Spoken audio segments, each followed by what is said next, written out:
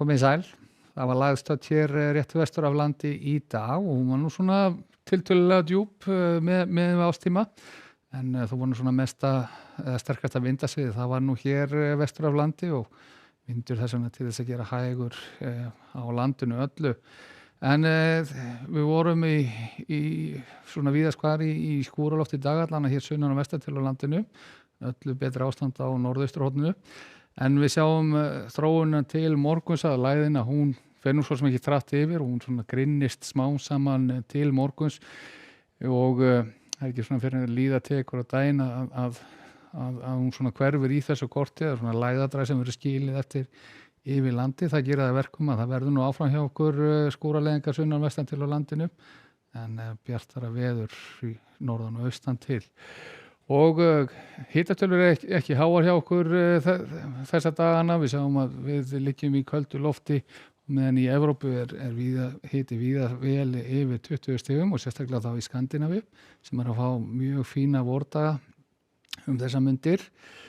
Sjáum það síðar í kvöld en ef við skriðum nær og sjáum svona nærsviði þá sjáum við hér hérna bláma hérna suðvestan og vestanlands klukkan 19 í dag. Þetta er þessar umtöluðu skúraleiðingar, svona smá blámi á norðausturhorninu sem hverfur nú fljótt í þessu en við sjáum að þetta heldur nú svona áfram svipuð staða á morgun. Lægðin hér rétt vestur af landi grinnir smá saman og því er svona staðan nokkuð svipuð megnið á morgundeginum. Og klukkan 14 á morgun verður þá staðan á þessa leið. Við getum verið að fá þetta 12-13 stig, 12-13-14 stig á bæði norður og austurland á morgun en hitatölur væntanlega allan hér suðvestan og vestanlands undir 10 stigunum og getum alveg fengið góða skúratempur í þetta, bæði sunnan og vestan til á landinu.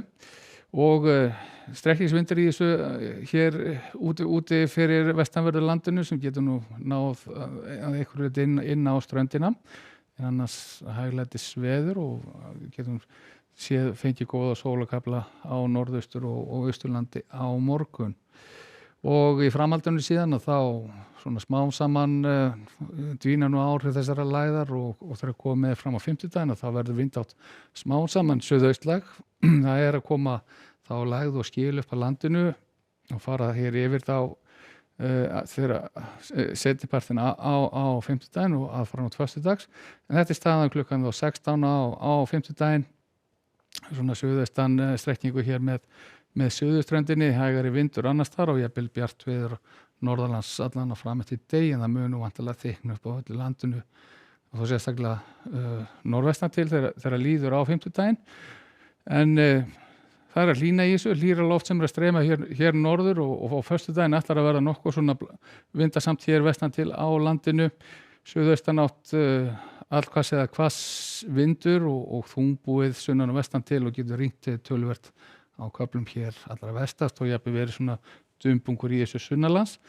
En hitatölur á góðri uppleið þá sérstaklega norðar til á landinu og á föstudaginn ætti nú að sjást eitthvað til sólar á norðausturhorni landsins.